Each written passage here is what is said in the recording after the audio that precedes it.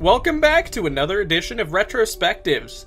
I bet you were expecting me to cover a different game, but it was Ori! So after doing the Rivals of Aether video with Shoop, I played in training mode with Ori, and remembered I had yet to play Ori's game. I hate that it took me so long to finally get to this game, but here we are now. As per usual with these retrospectives, we have to ask, what makes this game tick? This video is going to be a bit of a challenge though, as there's a lot to what makes Ori a great game. The gameplay is smooth, the art is fantastic, the music is phenomenal, the lore gets you invested, and so much more! I feel like I've done that joke before, so what I'm going to do is cover each section in depth. Before we begin though, I do want to give my buddy King Shoop a shout out for getting me this game. I greatly appreciate it. Sorry it took me so long to, actually get to it. But with that out of the way, let's begin. I don't want to spoil too much of the story for you, but I'll do the best I can. Ori is lost in a storm, only to be found by a creature named Naru, who acts as Ori's new mother. They live peacefully until the spirit tree lights up the skies. As time passes, and the forest starts to die, or as they say, it becomes blind. Get it? Because it's the name of the game? Naru gives Ori the last of the food she has, and starves herself in the process, leaving Ori all alone again. Sheesh, what is up with these indie games I've been playing lately? From a calm and cute story to a dark and grim one.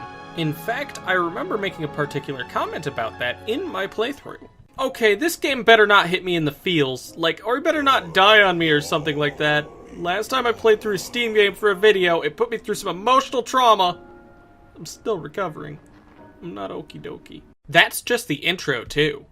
Ori eventually finds Sign, is introduced to the Spirit Tree, and is given a quest to restore the elements of water, wind, and warmth, and undo the damage Kuro, the main antagonist, has caused.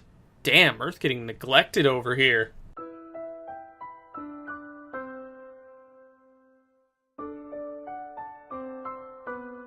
As I've stated before, I won't spoil any more of the game for those who haven't played it yet. Which you totally should, by the way, just saying.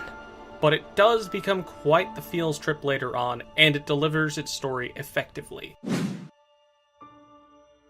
One thing Ori excels at is the art. Everything looks so beautiful.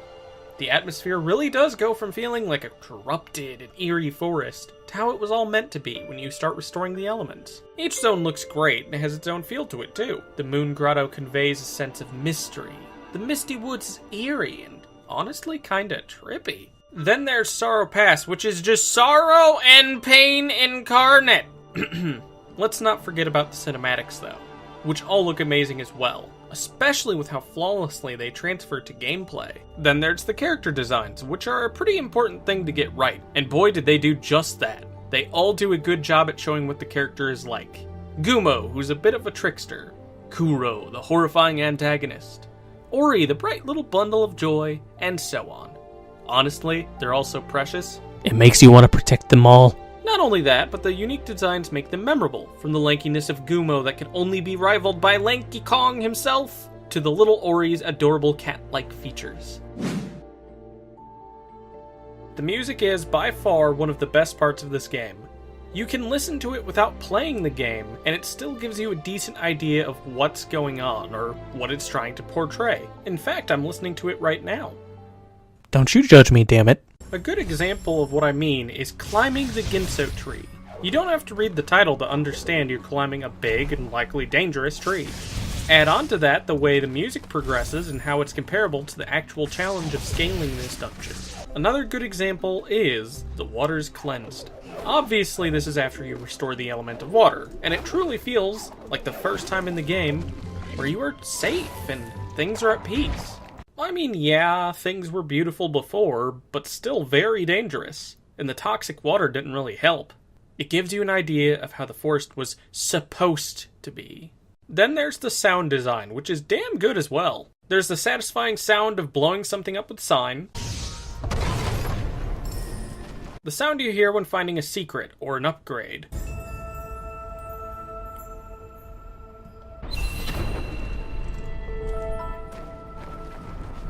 the sound Ori makes when coming up out of the water for air. That's so fucking precious. The eerie sound Kuro makes when she's locking onto Ori.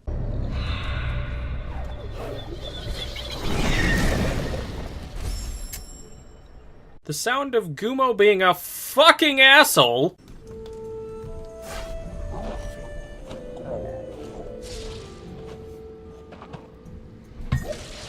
You son of a bitch, I'm going to kill you when I get across all these lasers.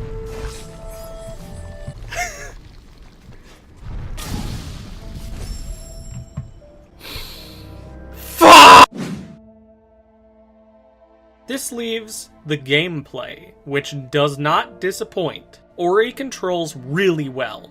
Not too stiff, but not too floaty. Fairly quick, but not to a point where you lose control.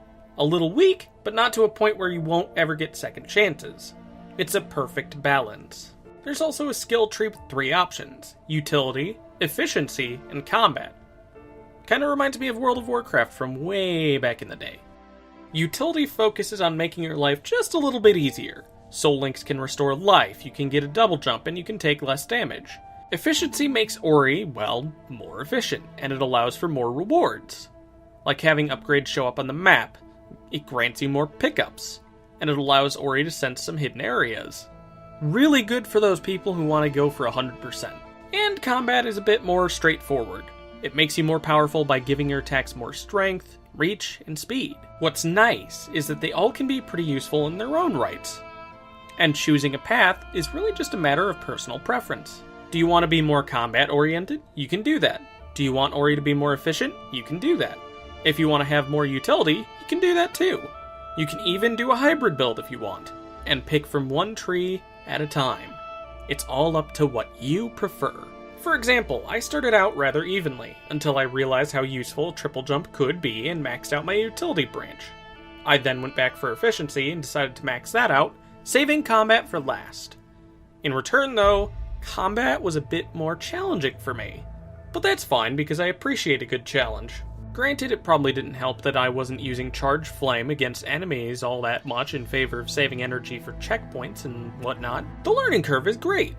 Up until about the Ginso tree, which at least for me, was hell. Fuck.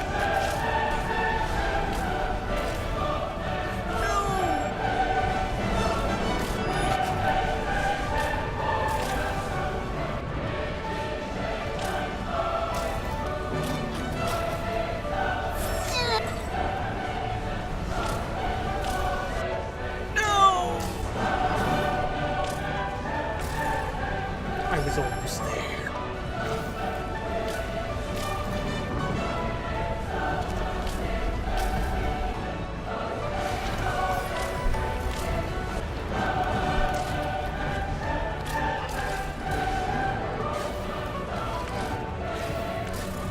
That being said, the game does a good job of teaching you what you need to do, and rewards you for mastering the gameplay. Even though I died a lot in the escape sequences, they do a good job at giving you a proper challenge, and they make things tense. Speaking of things being challenging, the game is only as challenging as you make it. If you just want to beat the game, it's fairly simple, while still being fairly difficult at times as well. If you want 100%, that means you'll be searching for secrets and you'll be backtracking a lot, but it's about the same as a normal run. There's also challenges for speedrunners, like beat the game without learning anything from the skill tree, beat the game in 3 hours, and the scariest, beat the game without losing a single life. All of which are fairly difficult in their own right. And that's an understatement. The only thing Ori lacks are interesting bosses. All the ones you fight are practically mini-bosses at best. Some even being common enemies you'll find later anyways. That and backtracking can take a while, but it's usually worth it in the long run. Plus, it's been made easier in the definitive version, so that's nice. Ori excels at all 4 of those fields, and that's what makes it great. I will admit, I was worried at first, because I felt this gem of a game was overshadowed by other popular titles in 2015. But seeing as Ori has a sequel on the way, Ori and the Will of the Wisps, it's put my mind to ease on that. When the sequel does eventually come out, I am definitely thinking of covering that one. But let me know what you guys think. For those wondering what videos are coming up next, don't worry, I've got another retrospective on the way for the summer, along with some other things. So keep an eye out for all of that. While you're here, I do have one last announcement to make. I've got a project that I'll be working on over the summer, so I'll probably only be able to get one upload out a month. but I'll see what I can do on that front. Also a reminder that I've got a Twitter, so any updates will be over there. That's it from me though. Until next time, Goldenbrawler out.